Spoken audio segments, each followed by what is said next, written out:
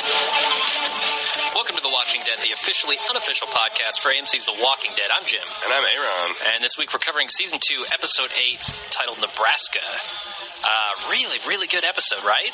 Yeah. Coming back from what was a fantastic episode at the end of the half season. Yeah. If you want my overall impression, great intro, so middle, fantastic end. All right. I'll save my intro until we do some news. How about that? Or my thoughts until we do some news, yeah. All right. I'm going to try to get by this as best as I can. I've got like a double ear infection and sinus infection. Ass infection. I've got herbal tea and honey. And enemas. I'm going to be making heavy use of the herbal enema. Yeah, herbal tea enema. With honey and lemon. That's important to be smooth. Oh, it's dual purpose. You squirt it in, then you drink it when you're done. Jesus. Low blow. Okay. The good thing is it's a zombie show and there's arms falling off and shit. But, I hope my voice doesn't give out in the middle. But, breaking news from Mike S. He actually sent us in just minutes before we started casting. News about how well The Walking Dead did.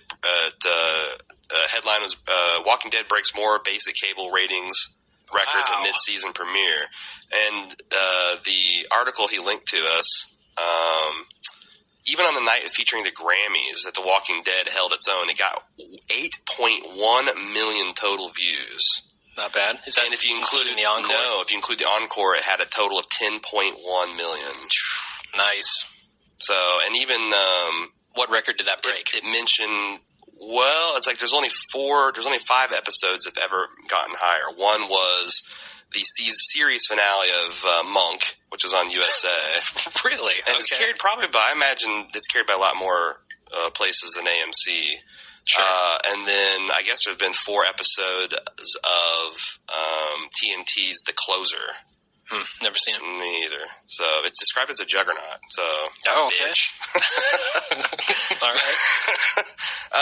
But anyway, the other thing that was exciting for AMC anyway is that the Kevin Smith comic book men. It held on to 2 million total viewers in between. Not bad. Yeah, Kevin Smith's a pretty big name. So I guess they were pleased with that. What do you think about that show? I liked it. I have a little bit of a problem with. I kind of think those guys are massive douches to the Asian dude on that show. Like, I felt bad for this guy watching the show because he's obviously getting shit on left and right. Everybody's making fun of him and just, like, breaking his stuff. He takes it. And that's the problem. He takes it. And I feel like we were talking about this earlier, and you said he needs to grow a pair and just, like, either quit or stand up to him. And I'm with you there, but I feel like he can't do that. There's something about his personality that won't let him do that. So I feel bad for him while watching the show, which makes it hard to like the show. Well, there's only 2 ways this is going to end. Gradually his soul will die and he'll become a shell of a man, or he'll walk in with a pistol. Either way, fantastic television, you gotta admit. So this is kind of an interesting show, right? Because it kind of takes the, like, American Pickers... it takes that format because they're basically having people come in, like the hardcore pawn stuff, where people come in and they try and sell stuff, and there's negotiation. Like Antiques Roadshow meets hardcore pawn. All those pawn shows, that type of stuff. I got to go on record is I eat that stuff up. Like I do too. Remember when the episode of Justified where the villain of the week was a pawn shop, and I'm like, God, I want a pawn shop just so I can tell people their shit is worthless. Plus, the villain of the week was a badass. But anyway, it also mashes up kind of Kevin Smith's podcast with it. Like, did you know that they're actually recording a video podcast there? No, I figured that with all the podcasting equipment they had. Yeah, they've got mics around and everything. It looked like a very high rent. Sure. A rich man's version of the Bald Move headquarters. A very rich man's version. We don't have anything like that.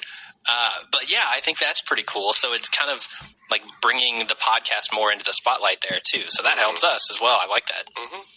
Overall, it's an interesting show, but I kind of feel bad for that dude. Man, made people nerd rage because did you know that, first of all, I'm not a big fan of the 9 p.m. start for Walking Dead because I don't have enough time to get my boy in bed and make it down and watch it. And so I actually didn't even know. I thought it was going to be 10 p.m. I set the DVR thankfully, I got down there and recorded at 11 p.m. But I hear that at 9 p.m. they said, stay tuned for scenes for next week's during their first commercial break for Comic Book Men. Oh, okay. And then, like, the first commercial break is, like, 15 minutes in.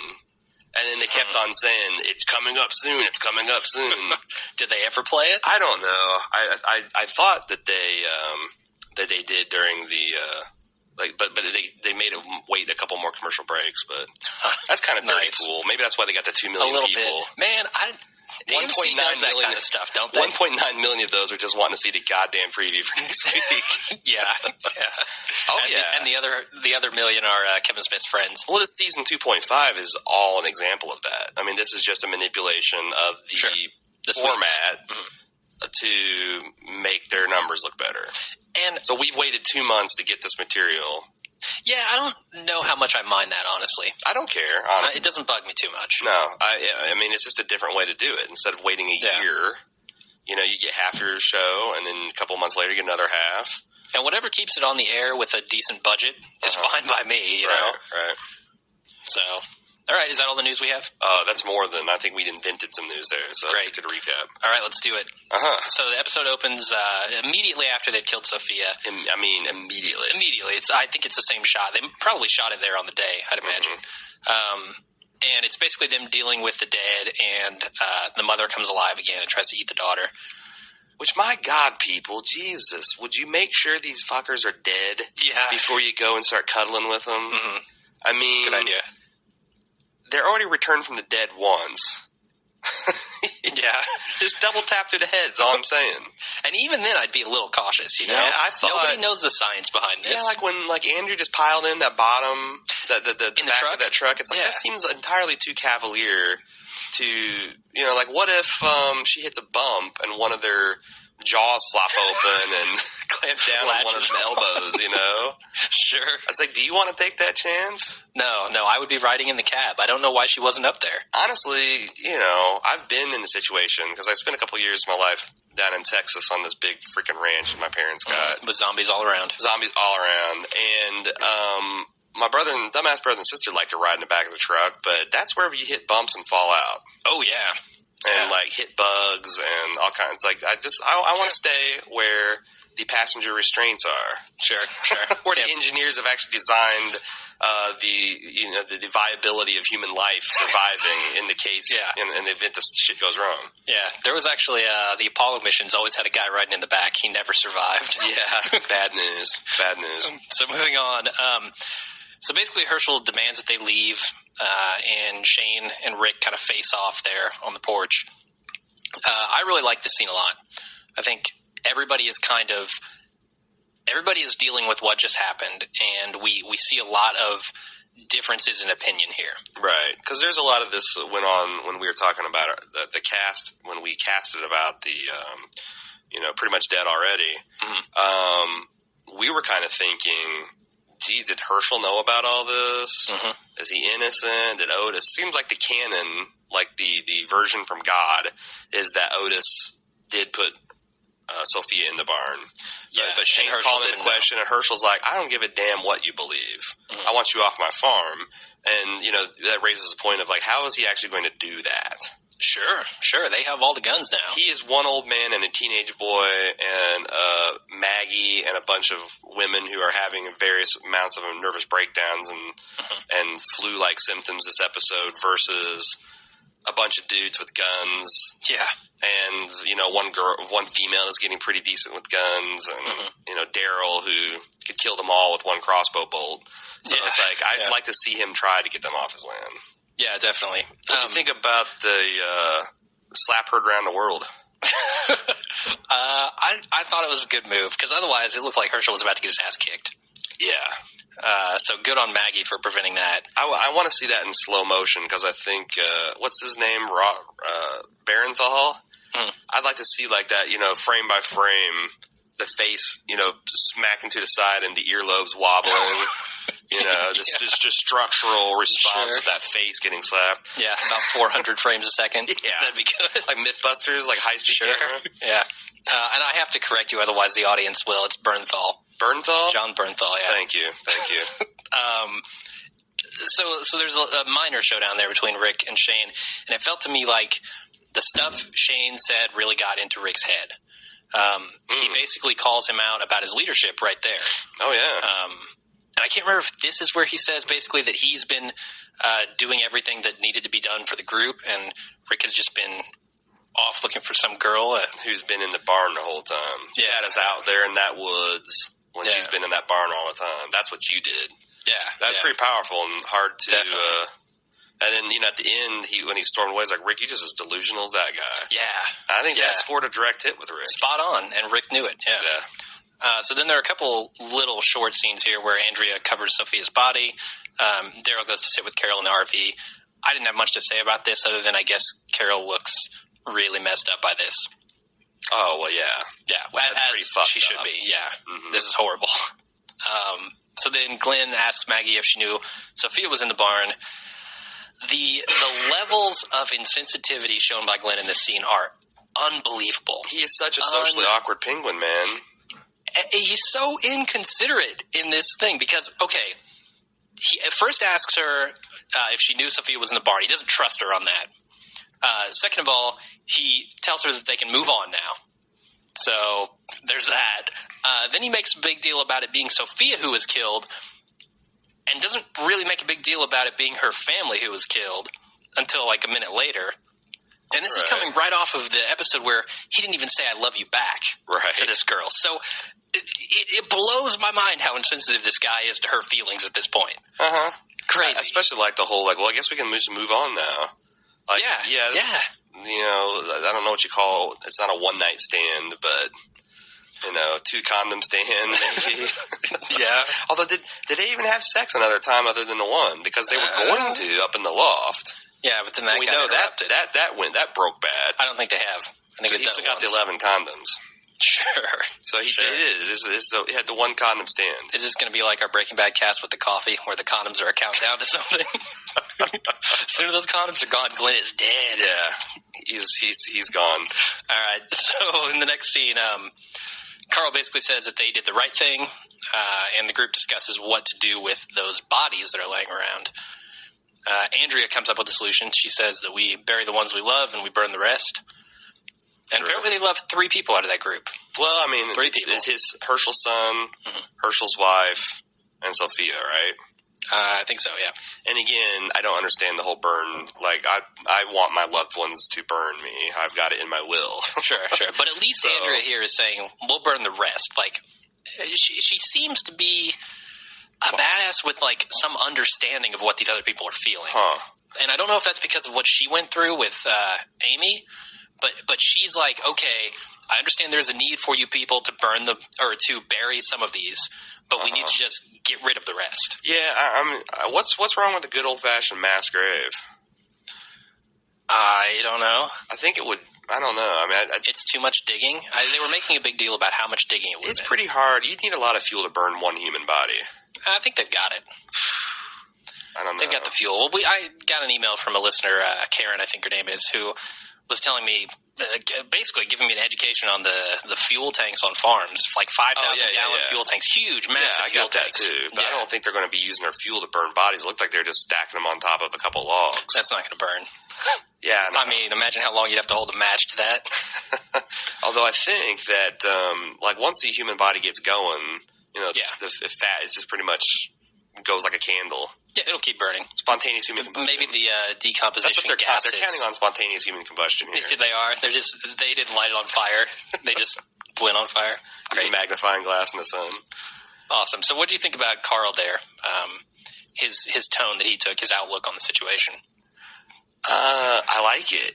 You do? Yeah. Carl's becoming a little more jaded than a 12-year-old should be. I like jaded Carl better than creepy Carl.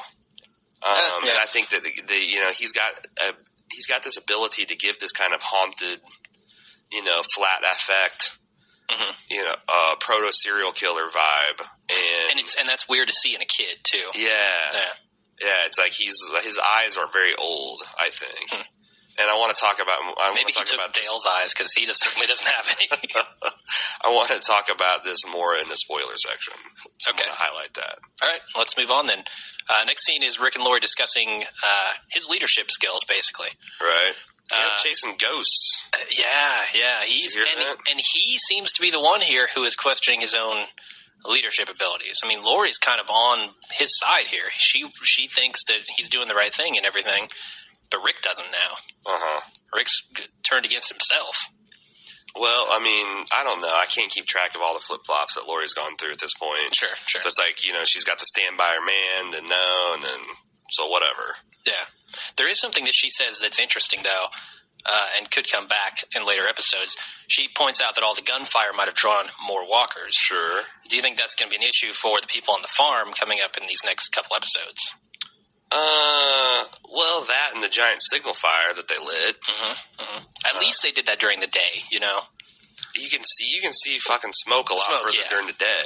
Yeah, definitely. I mean, you can see that for miles. But you can't see the flames. It's not like a giant candle. Yeah, I'm just saying that if you've got like a bunch of bad guys out there looking for your farm, maybe not light the fucking fire. Yeah. So, and have all the gunshots popping off. Don't announce your presence like that. So, yeah, I like the fact that, and a lot of people in criticizing Shane's approach said just that. It's like, look, you did this in such a way that you had all these guns going off. I wonder if you could have done a more controlled zombie demolition. Yeah. You know what I mean? Like, let the door creak open a little bit so one at a time can go through and you pole axe them or pickaxe them. Yeah. So, anyway. So for my survival review. Definitely. So then Rick comments about the ghost in the forest. And I called this, man. I thought she was dead. Like, a long time ago, I said, after the first day, you stop looking. Yeah. Like, just go. Just move on, because she's no longer alive. And Rick realizes that now. So then Shane tries to justify his actions to Dale, who's giving him the stink eye. I don't think he tried to justify shit. I think it was a challenge. Like, what are you going to say about this old man? I don't know, because there's definitely a theme here of Shane kind of falling apart, like coming apart at the seams a little bit. He's trying to keep up this tough exterior of I did the right thing, but he's also questioning it too. And so I feel like this confrontation was kind of... It was a challenge, but it was also a little bit him trying to justify himself, like saying, I did what needed to be done for the group. Well, and that's a good point. I mean, nobody thinks that they're evil. Sure. Yeah. So it is nice to see him trying to, justify himself, and especially in this scene we're going to talk about with Carol. Yeah. That you really see is like he's almost desperate for someone to like, believe me, I didn't want this to happen, Trey. I might be a fucking scumbag, but I didn't want all this to happen. Yeah. So then we get a scene of them digging graves, and they finish the graves, and Shane walks off. And then Lori goes to visit Carol, who's looking like she's not in great shape here. Well, they want her to come out for this funeral service, and I thought this was an interesting contrast because they bookended this scene with her basically saying that's not Sophia. Yeah, that's one of those things. Sophia died a long time ago, and she actually said a lot of things that kind of pull at my heartstrings as a parent.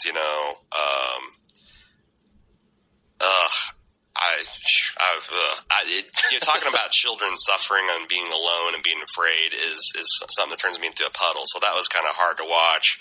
But contrast that to, how matter of fact she was with it versus Herschel, how long it took him to let go and how much he clung on to it. But they both kind of had the exact same reaction, which is kind of acting fucking weird and self-destructive. Well, yeah, I mean, at this point, Herschel has that reaction. I'm trying to compare, like, Herschel's reaction to finding out that his family is a zombie versus Carol's. Carol immediately accepted that that's not my kid. Sophia died a long time ago. Herschel didn't do that. Herschel was trying everything, keeping him in the barn, trying to save his family. And even, until now, And I still think that he wasn't truly ready to let go until he got to the bar and got a little philosophical because, what he said to Shane and, like, going through his wife's possessions and hitting the bottle at the farmhouse. I mean, those were the actions of a man who's still not come to grips with what happened. I think kind of when he did come to grips with what happened is when he slams down that glass after he's had the drink and he turns to go out the door with Rick. Of course, they're interrupted by Dave and Tony, but that's kind of, to me, where he goes, okay, this has happened, now I need to deal with it. Why do you think Carol... See, I don't know if Carol's actually dealing with this. I think... Yeah, I don't think so either. This is a delaying of the grief cycle. This is denial. She doesn't even want to go out there and face the funeral and say any words over her daughter and hear all that because she says she's accepted and that's not her daughter, but she just hasn't come to grips with this. Yeah, you're right about that. She's on the surface trying to say, I understand what's happening here, but she's not got her head around it yet. Right, and I don't mind because she's not even the most annoying female in the cast at this point. And we'll talk about that. Yeah. The other thing, let's talk about hope in this show. Because a lot of this episode centers on hope and the loss of hope. And to me, Sophia kind of represented that hope for a lot of characters.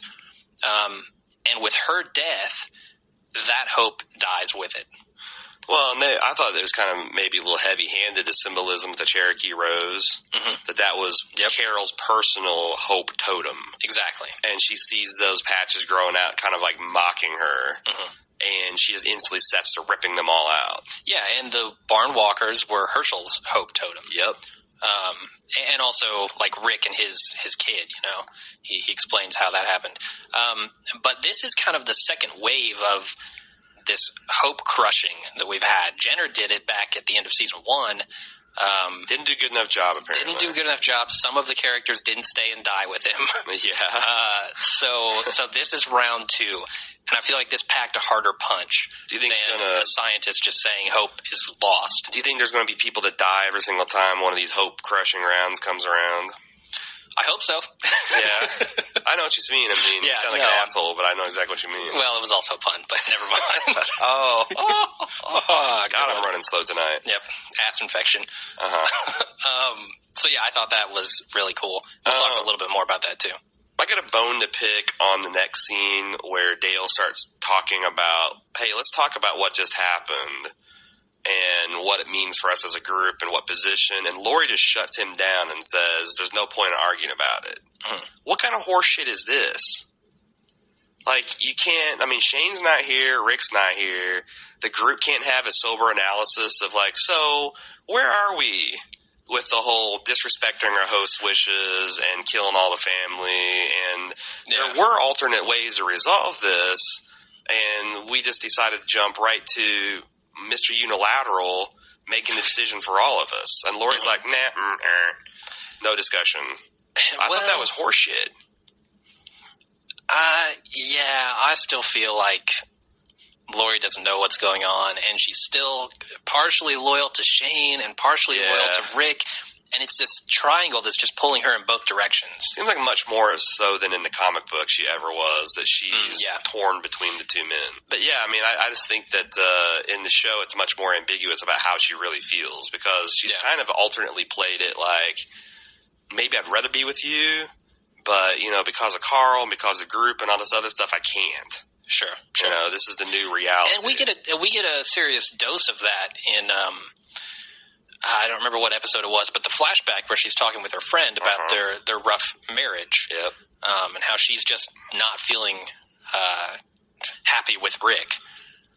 So yeah, there's something pulling her towards Shane, and it's in my opinion the exact things that Shane's doing here. Shane's stepping up and doing things that need to be done, so she's kind of attracted to that. So then Herschel goes to clean out his wife's things, and he finds the flask, which apparently that demon water. Yeah, and it drives him out somewhere where we find out he goes to the bar later. Then there's a short shot of the covered graves. There are a few good wide shots in this episode. The one where he's talking with Lori early on, Rick is, and he kind of walks away after saying the thing about the ghost. There was a cool shot there where they pull way out. There was another one here where they shoot overhead. I like the cinematography in this episode a lot. Wonder who directed it. I don't know. You can find out. I will look that up while you continue to blab. Do it. So this is where Carol kills the Cherokee Roses. And again, this is representing Hope to Carol, and Hope is dead. So then they discuss whether what Shane did was right as they load the bodies into the truck. And T-Dog's on Shane's side here. T-Dog is agreeing with Shane. Dale obviously is not. I think that this event with Sophia is really going to create a rift within this group. And I'm eager to see how that plays out. Okay.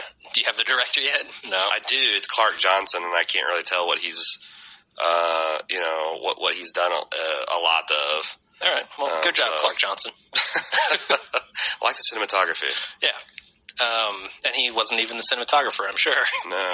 Just the director. So then, I mean, what do you think about what's going on here? The group kind of being divided between Shane and Rick. I think it's completely natural. I would be surprised if I'd be surprised if they didn't.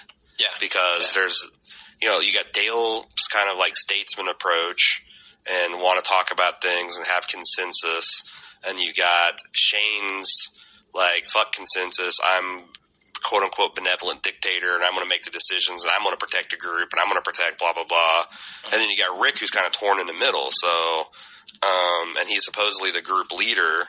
So, I mean, I would have been surprised. I thought it was natural that they kind of did that. Yeah, that's a big thing that I liked about this episode, actually, is how natural it felt coming off of that Sophia killing.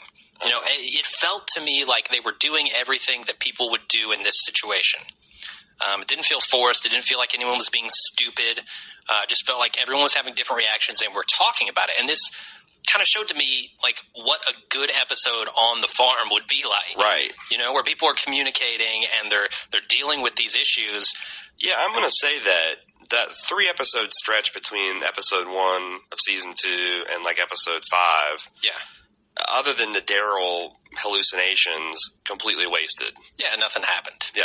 And nobody talked, and nobody. Right. They didn't figure anything out. That's what makes me so mad when I see that the Glenn, the executive producer of the show now, that took over after Darabont. Yeah, I think his name's Mazzara. Yeah. Seeing him defend this on The Talking Dead, where he's basically like, "Whoa, we want to slow things down and focus on the characters and relationships." And it's like, that'd been great if you did that. Yeah. You just fucked around and made your characters look stupid, and so I'm with you. It almost sounded like it's one of those things where I keep on going back to like George Lucas and The Phantom Menace, where they had those behind the scenes footage where it's like they start editing all together and like, this is a goddamn mess. It doesn't make sense. The tone's all over the place. We're fucked. And George's like, well, you can't go back and reshoot it. I almost wonder, with all the creative struggles and everything that happened, if like they got all this edit, it's like, ooh, this is kind of rough, but how are we going to fix this? Because you can't always fix everything in post. No. So, especially if you don't have the money. Yeah. I found out on Clark, he's actually directed several episodes of The Wire, cool. The Shield, and most recently he did one episode of Homeland, the hit on Showtime. Nice. So yeah, he's got quite a few chops there. Great. Okay, so the next scene is Maggie confronting Glenn about his moving on comment from earlier and the daughter passing out. I think if I were Glenn there, I'd probably say when she says, "Are you going to stay here?" I'd probably say, "Oh, I assumed you were coming with us." I mean, that's kind of an out, right? Sure. So the part where you're talking about the group is having this debate, that's the part where Andrea jumps in the back of the truck with the truck full of zombies. I'm not really clear on when that happens because it's just such a short throwaway scene. But they spend 30 seconds, the arm falls off, she goes back and retrieves it, the camera stays on her the whole time. The internet's lost its damn mind because I saw on several message boards, including Seppenwall's and on Reddit, where people were questioning what that meant.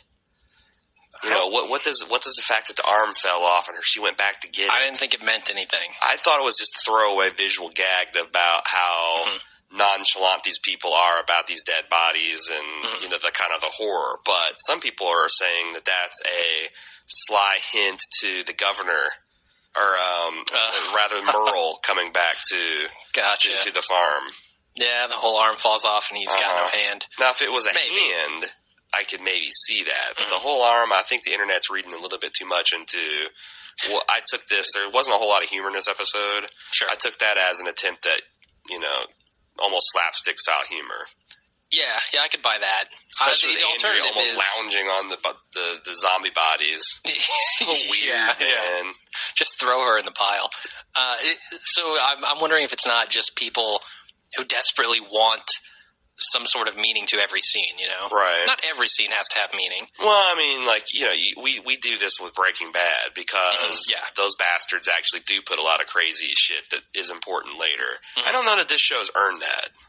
In fact, if anything, they've earned the opposite. They have people whispering people stuff in the ear, which I don't think there's any credible thing that would actually make sense at this point. No, it's too late now. Yeah, there's they throw extraneous details that doesn't actually mean anything. So, not a knock on the show. Like the zombie in the well.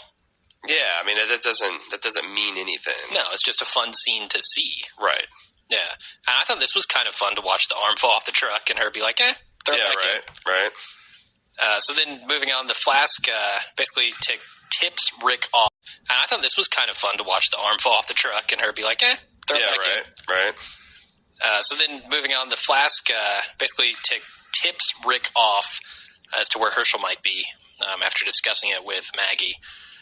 She basically unleashes that Herschel was an alcoholic at one point. And my question for you would probably be, now that Herschel has kind of lost all hope, as we see later, do you think that he's going to struggle with his alcoholism again? I kind of hope not, because that's so cliche at this point. Struggle with drugs and alcohol. I mean, Jesus, they did it on Lost, for God's sake. But I mean, what if Herschel goes back to the bottle and he's unable to help his family when the zombies attack, or there's some, I could see them pulling it off gracefully enough for me to buy it. Yeah. And to feel like it works. I guess. I just think that Herschel looked awful clear of eye and firm in purpose at the end of this episode. And he says, I just quit a bit ago. So I think he has quit again. Yeah, I do too. All right. So let's move on then. After he's tipped off, Rick turns around to go after Herschel, and Lori stops him and tries to keep him around. This scene, Shane really struck me in this scene, because Shane is... He's full on in the face with his knuckles. He's visibly enjoying Rick's failures of leadership now. He is in his face, and he's standing between Rick and Lori, pointing out the failures of Rick. Right. For Lori to see right there. It is so blatantly obvious what he is trying to do with Lori's mind here. And I really like it, actually. I think Shane is that kind of guy. He's going to jump in there and tell you when you're wrong. He's going to do it in front of your family he's trying to steal from you. You know? Yeah, and it also sets up the craziness of Lori later on. How so? The kind of her mixed emotions about him going out here and her thinking that's irresponsible. Yeah. So, and then she's going to decide she needs to go save him, I guess. Whatever. I want to save her ripping into that. So I'm going to wait until it actually comes up in the outline. Cool. But Rick here drops the bomb that he's going after Herschel for the baby. Right. Because eventually they're going to need Herschel around. He's the only doctor they've got. So if he goes, I mean, who's going to deliver the baby? Who's going to take care of the baby leading up to that? Plus, this farm is his. I mean, they want, I think they feel like they need him on there to make this homestead work. Yeah. But at the same time, he's going there ostensibly to help the baby, but he's leaving Carl all by himself. Like, this seems to me to be the exact thing he was doing that he was feeling so bad about earlier. I guess. I mean, they went back to fucking Atlanta, which was overrun by zombies for goddamn Merle. So the fact that they would go to this little poke town where they've been in a couple times, only seen one zombie, they get Herschel, makes complete sense to me. Oh, yeah, it definitely makes sense, but it feels like Rick hasn't quite learned the lesson. But again, I didn't even think of it from the angle of he's their only medic. Yeah. So I think it's damn important that they go get him. Sure, certainly. So then Rick is waiting for Glenn while he kisses Maggie goodbye. Rick figures out what's going on there, and he's like, in the next scene when he's driving with Glenn, he says basically everybody knows she's in love with you. Like, it's pretty obvious. You actually noticed this slightly before I did. What the fuck is Glenn doing riding in a vehicle with a shotgun pointed at his head? Well, this is a little bit further on in the episode, but yeah, Glenn, he has an odd sense of gun safety. There's a hilarious Reddit meme where someone took that scene and took it into MS Paint and said, "What if Rick hit a bump?" And it shows this giant gaping hole in Glenn's eye and the back of his skull blown out and blood all over the cab of the truck. Yeah, it's Pulp Fiction style. Yeah. Bad idea.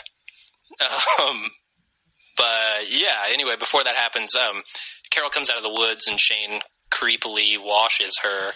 What the fuck? I honestly don't know what either of them. Well, I know what Shane is feeling in this scene. I don't know what Carol is feeling, and she might be feeling nothing. No, it was weird to her. I gathered, and it almost was like Shane was like, "Look at me. I'm not a heartless monster. I'm tenderly caring for you. I care about the whole group, not just But it just feels weird. He was, like the whiff of desperation. Like he's desperate for someone to believe his cover story. Yeah, the stuff is definitely... And you notice here, he's not talking about what just happened to Carol. He's talking about himself. Oh, yeah. So he's far more concerned with what's going on in his own head. And he's starting to get sloppy. I mean, he as much as confessed to Daryl, to Dale, what all he did with Otis. Mm-hmm. He didn't dispute it. And he's like, well, if that's the type of guy I am, then why do you think, he needs to shore up his support, or he's going to not be able to protect the group because the group's going to run him off. Yeah. If this got off about Otis and about, if they believed he tried to kill Rick at one point, that's not good for him. So I think he really is trying to do some damage control now that, he's kind of come down from this rage. Mm-hmm. I don't know. The way he acted with Lori and Rick earlier, to me, just seems like this is more of he was still on that. I mean, he was in a rage. Yeah. And he killed the zombies in a rage, and he confronted Herschel in a rage, and he confronts Daryl and Rick, and this is kind of a moment where he's off on his own. He's washing himself off. He's cool. He's metaphorically and literally cooled himself down. Yeah. And then, this other survivor comes in, and he almost pops, and I think it just triggers like a kind of a what the fuck moment for him. All right, good theories. So speaking of Dale and Shane basically telling him about Otis, he then tells Lori about what happened between him and Shane, and Dale just drops the bombs. He doesn't sugarcoat it this time. He's like, I think Shane killed Otis. I think he sacrificed him. I don't know if Lori's the right person to tell about this because Shane was sacrificing Otis for her son.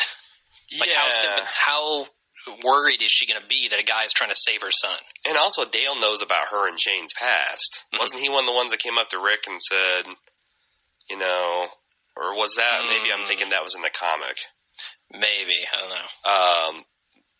But I think that maybe it just struck me as that he might know a little bit more about this. I don't know. Mm. So I don't know if coming out to Lori is the right or wrong person, but she clearly is like, look, he might be a hothead, but he's not a murderer. Yeah. But Dale definitely seems to think he is because he says he might kill, sooner or later he's going to kill somebody else. Yeah, but he just basically has no evidence at this point. He's leaning on his folksy bullshit. I know guys like him. Yeah. Oh, how many guys like him did you know back in the day, Dale? Maybe a lot. Maybe a ton. Oh, yeah. Whatever. Anyway, do you think that's foreshadowing that when he says sooner or later he's going to kill somebody else? Well, I'm on record of prediction that Shane's going to probably kill another member of the group this season. All right. So yeah. Yeah. Okay. Sooner or later. I'm interested to see how it plays out. So then Rick gives Glenn some advice on how to deal with Maggie, and this is where he's driving around with the shotgun pointed at his face. I know it's awkward dealing with a girl that says she loves you and you don't know what to say, but pointing a shotgun at your face is no way out, Glenn. Yeah, you don't need to take that. Deal with your emotions. Rick says, apparently convinces Glenn that he's got plenty of time here. She's not going anywhere. I don't know. I'm a little worried about that. A lot of stuff that could be foreshadowing here. It's interesting, too, that this is the exact opposite reaction that he got from Dale when he came clean to him. Dale's like, what were you thinking? How could you do this? Yeah, blah, blah, blah. And Glenn had to point out, like, look, I was thinking that this is the fucking apocalypse, and I just wanted to enjoy a couple of moments of it. And Rick took that viewpoint with him. He's like, look, man, which... Well, he says you did what you thought was right. It just so happens it wasn't. No, that's about the abortion thing. I'm talking about, sure. This thing with Maggie. That this is a good thing. Take what little pleasure you can out of this life and enjoy it. Yeah, that's a theme that I think Glenn can relate to. And also, Glenn's the one that rescued Rick, and they've always kind of had this weird affinity. At least I thought so. Yeah. And having them in his car, I kind of see. This is all power play, right? So Shane's doing his stuff and riling up Dale and riling up Daryl and trying to put Rick against Lori. Meanwhile, Rick is shoring up his relationships with everybody. Yeah. I mean, by the end of the episode, I think he's got Herschel back in his corner. He's got Glenn solidly in his corner. Dale's obviously on his side. A lot of the and he's, if Daryl had to pick, he's probably going to pick the one that pisses him off the least. Yeah. So Rick's playing pretty good leadership politics here. Yeah. I don't even think he even intends to. Yeah, I feel like he knows how to deal with people. I mean, he handled Herschel pretty well. Right. When they first arrived at the farm. Going back to the scene where Lori gets some knowledge dropped by Dale, I forget who it was in The Talking Dead, but they basically said that Dale here is kind of fighting Shane in the only way he can. Shane has the muscle. Dale's trying to turn the group against him. Trying to, undermine him via everybody else. Right. And I think that's a good move on his part. It's the only move he's got. Exactly, yeah. So that's pretty interesting. So then Herschel's daughter's getting worse. This quick, short scene where Lori's like, do you think she's infected? I mean, No, they raised that question on The Talking Dead of whether or not the illness has gone airborne, the virus has gone airborne. I think they all would be dead if that were the case. Well, was that the daughter that got grabbed by the mother? Yeah. Are we sure she didn't get scratched or bitten? We're not, but it's just watching the scene. I don't see with it. This like intense fever and kind of like shaking, and that's. If she's at the CDC, Jenner would be putting her under MRI, and you can do some interesting things with that too. Like what if the gunfire for all the barn walkers draws a bunch of zombies in, and they've got this girl on the bed, and while they're fending off the zombies outside, she gets somebody inside the house. That could be pretty devious. Yeah, but that's all speculation. All right, anyway. Who has any idea? So yeah, she's getting worse, and Lori goes over to Daryl to ask her to go get Rick. For Christ's sake! Yeah, this to me, it blew my mind. I had the same reaction Daryl did. I cannot believe you were calling him selfish. Right. That is the stupidest thing I've ever heard anyone say in the show. Right. So you want me to risk my life for your husband, your bitch who went window shopping, and the Chinaman, and for why? Yeah. Like, I just risked my life and got shot through an arrow and almost ate by a walker and died of an infection just to save this little girl, and look at that got me. Yeah. I honestly, I kind of think Lori, if you had to say who's the most selfish person on the show right now, I'd have to say Lori. Lori, I agree. She's not thinking about anybody but herself. She asked Glenn to get her the pregnancy or the birth control or whatever it is, morning after pills. Magazines and shampoo. She's calling Daryl selfish. I think this is what's going on in her head is a reflection of who she is. Right. Like what she's putting on to other people seems to be an inner reflection. Fair point. So Daryl has no part of that. And what do you think about Daryl here? He's kind of lost his only focus. His focus was finding Sophia. Now is he back to the kind of nomad that he was before? It just depends on what goes on. I think Carol might be his bridge to long-term humanity, but I think we're going to see him kind of revert to that type for a while. Yeah. And then I just don't think Carol's going to let him. I think she's going to be relentless about, no, you know, the group needs you. You're a good man. You're being a hard ass now, blah, blah, blah. But I think that she's That's assuming Carol can do anything herself, you know, get out of her stupor. Yeah, Carol's a caretaker. Yeah. And I think that she's now I kind of get now what people are saying about their mother-son relationship, which I still think is going to be creepy because I really do think they're going to be romantically involved. Yeah. Yeah. But I do see kind of like that energy in this episode, and so there's a connection, and I mean she's already said as much, right? In the barn, maybe last episode, maybe the episode before, she told Daryl how she felt. Daryl threw the saddle at her. Yeah. So Daryl knows how she feels about him. Yeah. So that'd be interesting. So then also, Daryl calling Lori olive oil, hilarious. Because we're all thinking it. It's not just us that noticed that she's sticks and stones. Yeah, she's knees and elbows. Yep. So then Rick and Glenn find Herschel at the bar, and I thought it was really cool when they enter the bar. They don't say anything. Herschel doesn't even turn around. Mm-hmm. He doesn't care if there's a zombie back there. Right. He's just like, whatever, I'm drinking myself to death here. Right. That's a nice touch, a consistency there that I liked. Although in this show, as soon as the zombies came in the bar, they'd be all, that's true. You know, so. That's true. So what do you think about Herschel's kind of reversal of thinking here? He basically, he's come around on the zombies. They're not humans, and there's no hope. I guess it needed to happen, especially for this character, but it's like, to me, I guess you liked it, but to me, I'm getting a little tired of seeing the same kind of speech given by different characters. I get you, but I feel like Herschel's the one guy who I wanted to see have that conversion. Like, he's always been the guy who's taken everything on faith. You know what I think would be super interesting is a guy who has his hope intact until he breaks, but he still keeps up the public facade, and then just like they come into his tent one night and he's blowing his head off.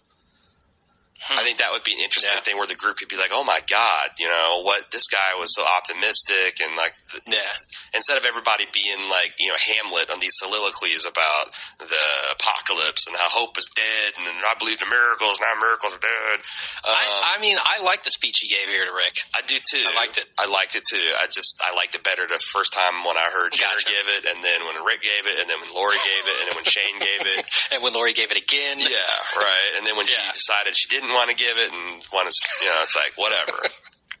Gotcha. I feel you. So then Lori takes the car and she immediately crashes it. Oh, for Christ's sake. This is all right. Well, I'll give her credit. She wanted an abortion. She got it. That's one way to abort. By the way, much more effective form of abortion, getting in a car wreck than morning taking after morning after pill, which would not affect anything at all. I mean, is AMC trying to get the award for most misogynist network on in the air? Because why else would they have her do something so half-cocked and stupid, go off alone, not tell anybody, just because she's pissed at Daryl and she's going to leave her son? And she's leaving. She specifically told Carl to stay with her. Plus, she doesn't. I don't think, to my knowledge, I've ever seen her fire a gun. She's always eschewed the training, and like Carl shouldn't be around them.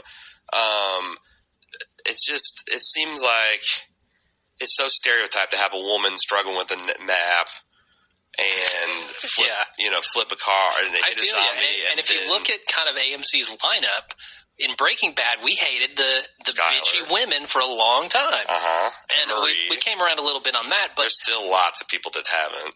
But look at their movie lineup, too. Movie? It's action movie after action movie after action movie. They clearly cater to dudes. Clearly. You think it's a dude? I mean, Mad Men's definitely a male fantasy. I mean, they got Peggy. It gives a little bit of cover, but Betty is a monster. Joan is a mess. Christina Hendricks, that's... So I'm Roger's wondering if maybe there's not a little of that. Yeah, maybe. I don't know. If it doesn't... I don't think it says much good things about man in general and the people writing the show. Yeah. Because, like, you know, what's really the crazy contrast is watching Justified, where they've, like, badass, three-dimensional, intelligent women characters on that show. Yeah, definitely. On the good side and the bad side. Yeah, and we like the women on that show. Yes. Even if we don't want to see them with the main character. Yes. But, I mean, I'm the first to say these dumb bitches should stop doing dumb bitch things on this show, but, like, I really, really like the women characters on Justified. So certainly you can do it right. You can, yeah. I wonder if they're going to do that with Andrea. Because Andrea is becoming definitely more like, even after she shot Daryl, that was blatantly stupid. But now I feel like she's got her head on straight. Yeah, I don't think they needed to do that, obviously. I mean, I don't even know what the writers are thinking. Sure.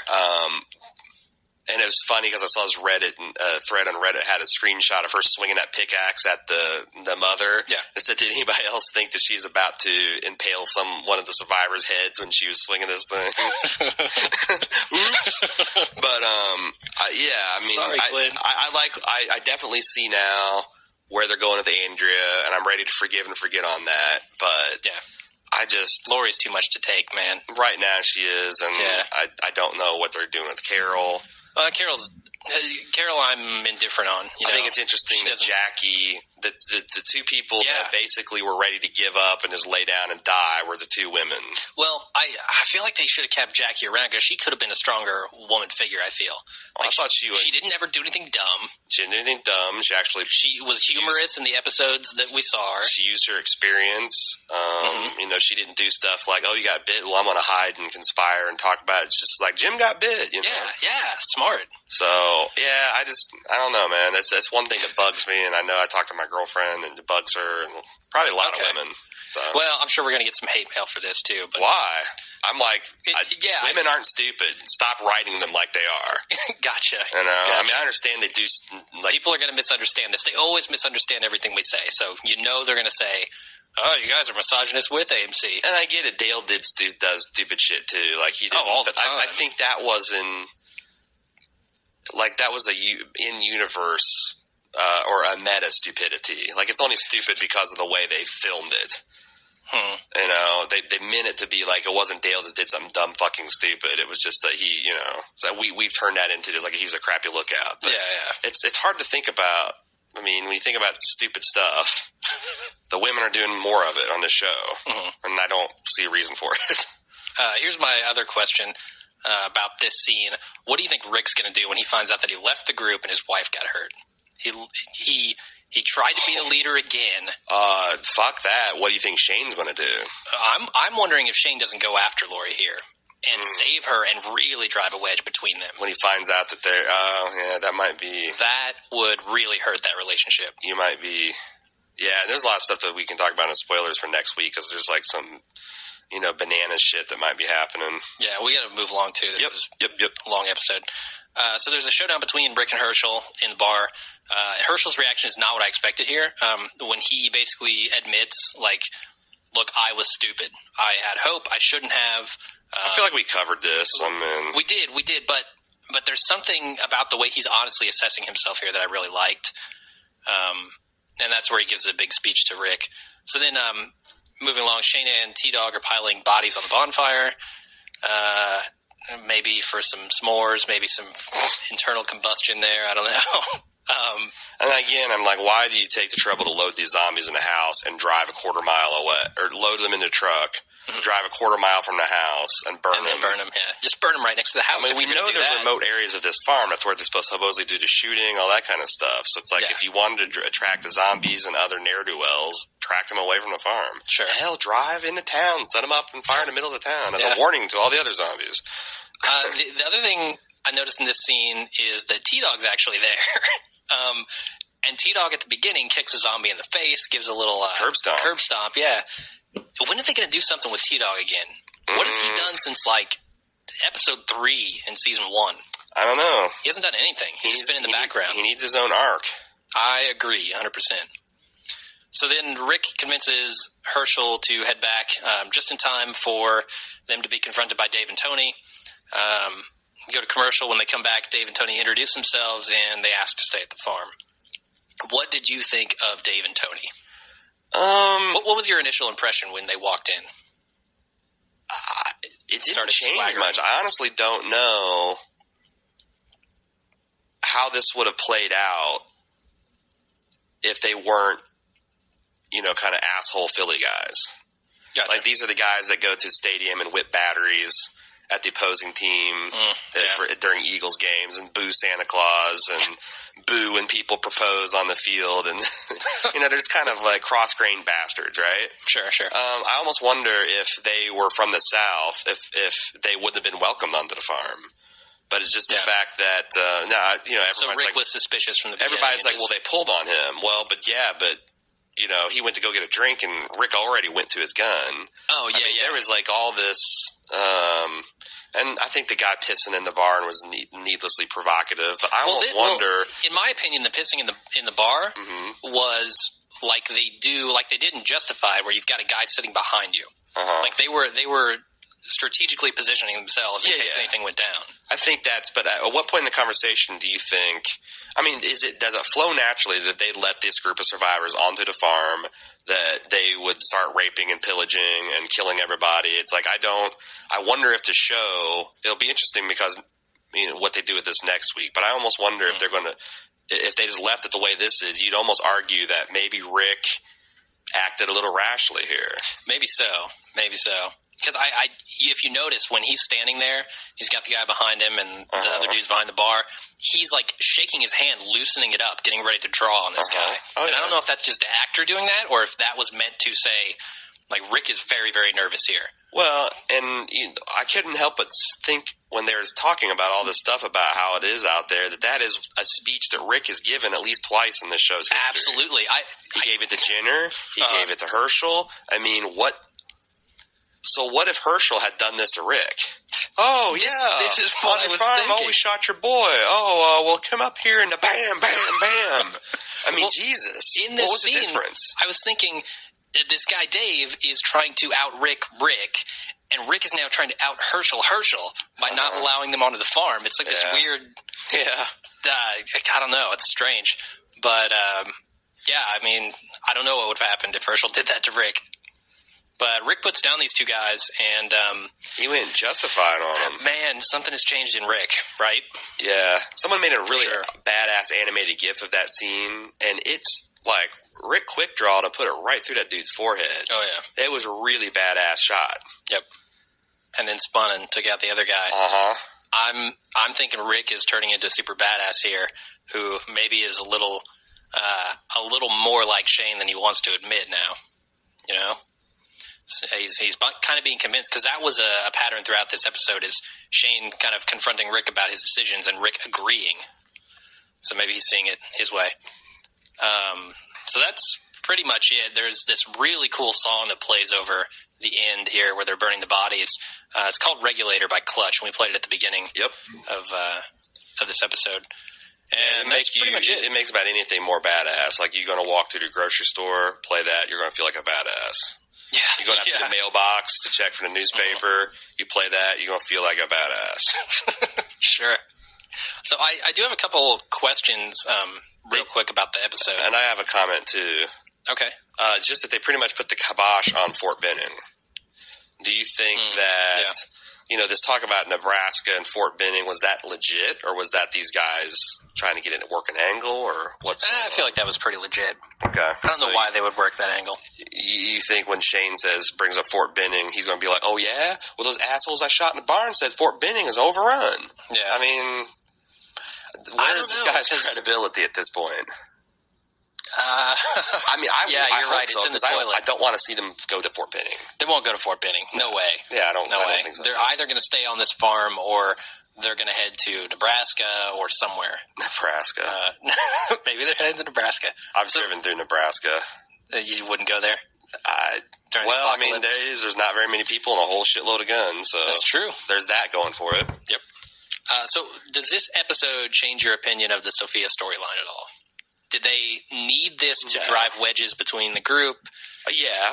I liked how they did that. I just think you think they could have done it? It didn't need 7 episodes. Quicker. No fucking way. Okay. 3 episodes. I agree with you there. They could have exercised 3 episodes out of 7 episode run and been a hell of a lot better. Definitely. And if you disagree, fine. But, I guess I don't know what they would have missed by cutting that stuff out. Yeah. So it's not like there was a whole bunch of just really awesome zombie stuff or, some bombshell character moments that we wouldn't have gotten any other way. Mm-hmm. As you pointed out, these kind of like water cooler conversations around the zombie fire about what the group's doing. I mean, that was more character development than what happened in 2 or 3 episodes. Definitely, yeah. So yeah, I think the Sophia storyline was valuable, but the way they told it was not great. Yeah. My other question is about going back to Lori. There was a quote on Talking Dead of her saying that Lori's kind of adrift as to what's right or wrong here. And my question then is, do you think that the show needs characters like that to kind of show how difficult it is to deal with this world? And would it be less interesting if everyone was as decisive as Shane? I don't know how viable it would be if everyone was decisive as Shane, because you'd have 10 people just going off half-cocked in all different directions. Sure. So you need... So do you think you need her character in there to kind of muddy the waters a little bit? I think Dale does a better job of that, and he's not nearly as annoying, other than his lookout failures and his obsession with radiator hoses. Yep.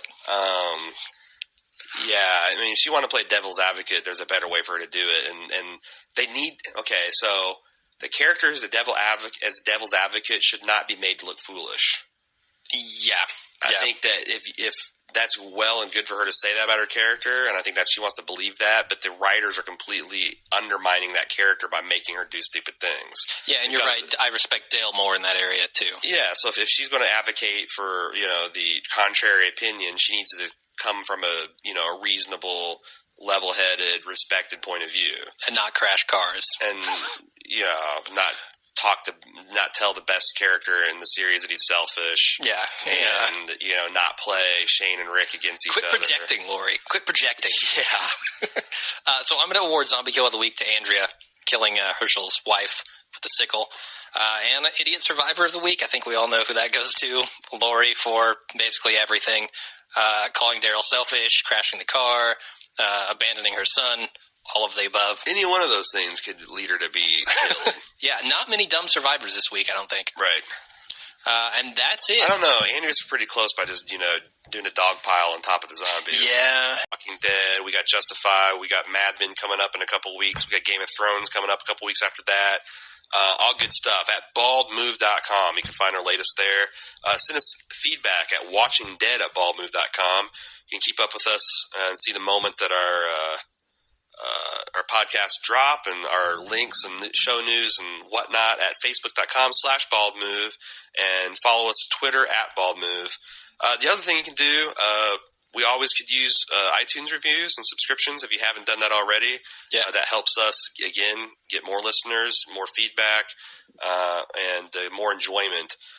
We also could use your using of our Amazon affiliate link. If you buy stuff on Amazon anyway, it's something that costs you nothing, gives us a little bit of money, and if enough people do it, we can break even on our bandwidth costs and not have to send, because it's surprisingly and buy a expensive. palace by the ocean. Yeah, I want the Kevin Smith podcast set up. I want the bowling shirts that they're all wearing, and the big fancy chrome microphones. Well, you already look like Kevin Smith, so I do. Yeah, some of the listeners want us to post pictures, so we might do that. Someone told, was it at PAX East in Boston? I looked like a skinny Kevin Smith. Yeah, which I guess is it's accurate. It is accurate. His wife is hot too. It's the beard, man. The beard does it. Yep.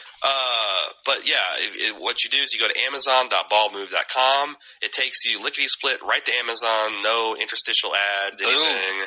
It's just like using Amazon, because it is using Amazon. All right, quit your begging. I've had enough of it. Really? Is that all the outro we got? They don't have. I just want to mention no extra shipping, no extra fees. Just gives us pennies. All right. Is that it? Yes, that's it. Can we do some music and some spoilers after you want. I actually got the promo for next week too. Let's do it then. Next week's episode is going to be titled Trigger Finger, so that should be interesting. Mine too. So, as always, until next time, I'm Jim. I'm Aaron. See you then.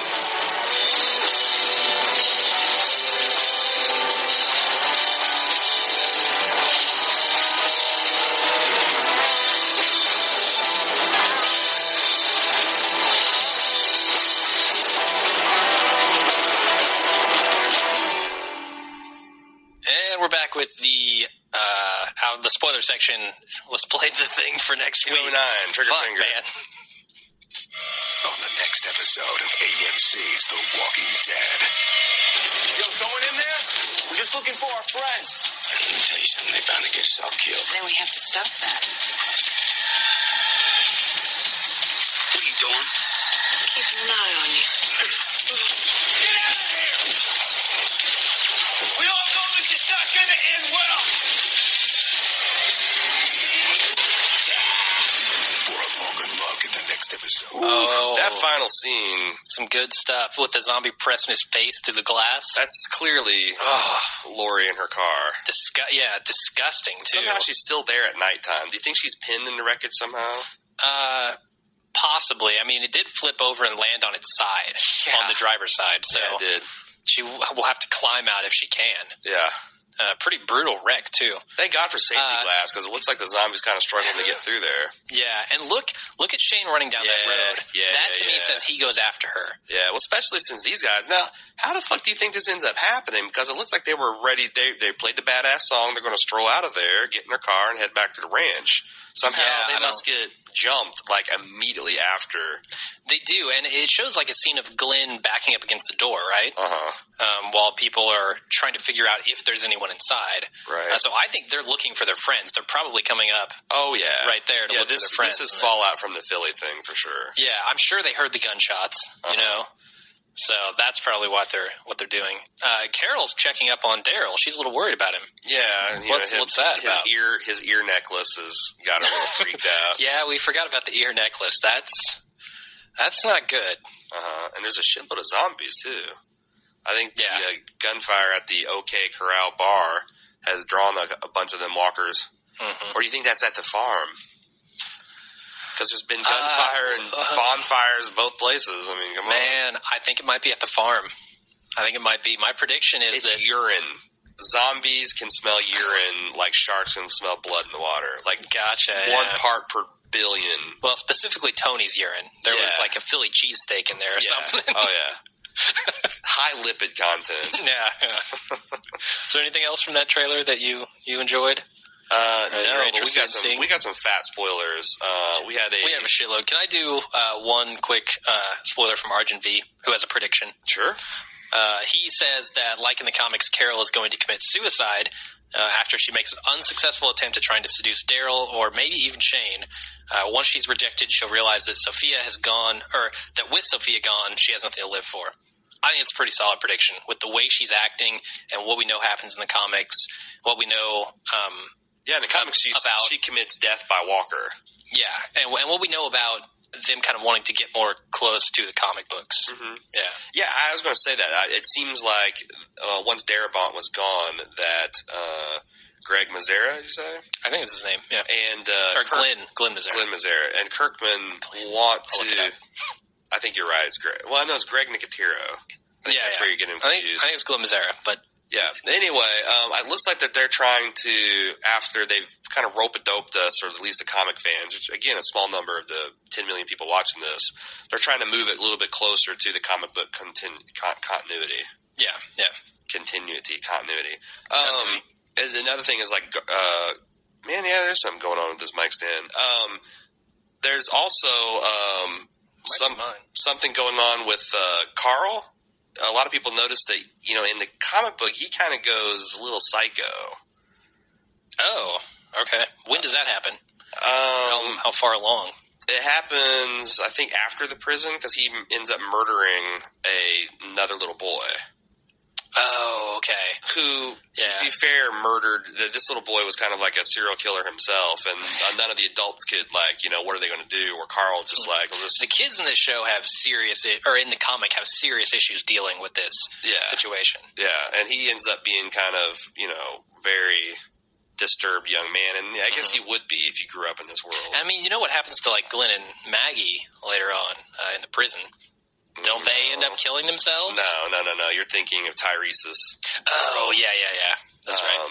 So Glenn and Maggie are actually in there for the long haul. Yeah. Cool. They're still alive after 90-some issues. Wow. So. It is Glenn Mazzara, by the way. All right, cool.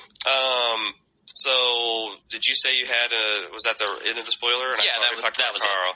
All right, so we got a listener whose name's going to be not mentioned, and he asked us not to use any spoilers until we can confirm them. His name is not sure. And actually, I've confirmed most of this stuff on Reddit, so I want to talk about stuff that he dropped the Bibles. Sophia being the zombie about a week and a half before I saw it anywhere on the internet. In fact, I thought he was passing off some kind of Photoshop when I first saw it. I think this is actually Glenn Mazzara who's writing in. Trying to get a little cred. Yeah, so he's been right so far. I'm going to tell you what this guy's saying about episode 12 and 13. It says in episode 12, Shane tries to kill Rick. It takes place in the woods in the moonlight. Shane says it's not going to be easy, but Lori and Carl, they'll get over you. Shane keeps taunting Rick, saying that Lori and Carl lived without him once when he's in the hospital when they thought he's dead. He says they're going to have to learn to do it again while he takes aim at Rick's face. Rick asks, so what are you going to do? Kill me here in cold blood? Screw my wife? Take my children? Going to let them call you daddy? Is that what you want to do? He then demands Shane then tells Rick to raise his gun, but Rick keeps refusing and causes Shane to make a retort about how Rick isn't supposed to be the good guy anymore, according to his own words. He finally has enough, and he tells Rick that he's pathetic and he isn't fit for Lori and he's a better father and he'll fight to keep both her and Carl alive. Then a scene that's eerily similar to the pages of the comic. Shane goes full-on angry and tells Rick that before he came back, things were fine and his return destroyed everything. He pauses for a moment and then says that because of Rick, Lori's broken and Carl's weak and that Rick has not a clue how to fix it, inching his gun closer to Rick and demanding that Rick raise his gun. Rick then reaches for and grabs his revolver, pulling it out from its place on his belt, but then he tries to calm things down, saying that there can be a way out of this if Shane wants, so they can put this whole moment behind them. Nothing has to have happened here. All the while, their guns are trained on each other's faces. He says they can lay down their weapons and head back to the farm if they want. It doesn't have to be this way. Rick tries to talk Shane out of being rash while subtly pulling out a knife, and after a quick tango and much drama, Rick buries the knife in Shane's chest. Ooh. Later on, Shane reanimates as a zombie, and Carl finds him, and then Carl ends up raising his gun and shooting the zombified Shane to the ground. Awesome homage to the comic. Yes, it is. It took a while to get around to it, but it sounds like, again, this resolution is pretty much right out of the script. Wow, that's seriously that's like on the par with Sophia spoilers last season. Yeah, it's basically, giving you maybe we should have warned them the up front. shooting script. This was fucking serious. Man, this is the spoiler section. True. So it says also the show's being set up for them entering the prison in episode 13. They start filming at the prison location in May. Nice. Michonne? Is it Michonne? Michonne, yeah. Will be appearing at the end of the season in episode 13. There are currently no plans for Tyrese to appear. End of season 2, right? Okay. Season 2, episode 13, so just in a couple weeks. Daryl and Carol are going to become much more intimate in their friendship, and they'll look out for each other throughout the season. That leaves a lot of wiggle room, because it just says they're intimate. It doesn't say that they're actually going to start sucking face or anything like that. Sure. Yeah. Do you think, I heard a couple of rumors that maybe there is not going to be any Tyrese, that they're just going to skip his part in the series and give it all to T-Dog. That's fine with me. T-Dog is a character who's been with us. I'm okay. And actually, when they cast, I thought that was what they were planning on doing. Mm-hmm. So they can have similar honestly, names. If I'm this is becoming less and less likely. If Booker, what's his character's name? Merle comes back, right. That would create more tension to have T-Dog there as kind of a significant player, as opposed to Tyrese. Honestly, I don't think we need Tyrese as long as T-Dog has a similar transformation to Andrea. Yeah. And becomes kind of like that badass. And he does seem to be... he's always taken it to zombies. Like, when we first see him, he's in there in that body armor, whacking them with baseball bats. Yeah. He's pickaxing them. He's curb stomping them. He's the one that put the well zombie out of his misery. I think there is that kind of, they portray him as having that, because that's what I think about Tyrese, that he's just a badass.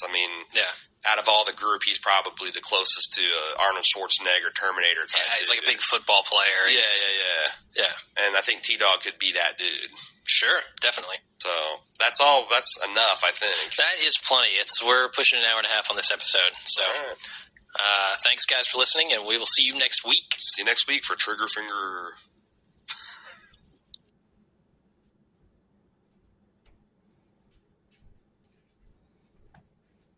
Coca-Cola.